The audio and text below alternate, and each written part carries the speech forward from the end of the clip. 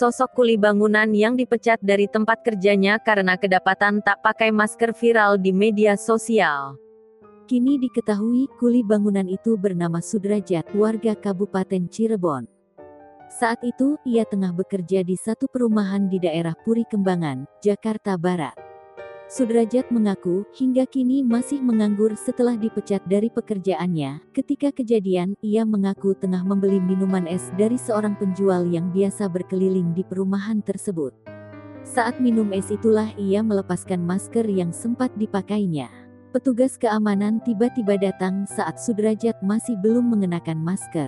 Alhasil, Sudrajat ditegur oleh petugas keamanan tersebut. Petugas keamanan itu langsung menghakimi dan memecat Sudrajat.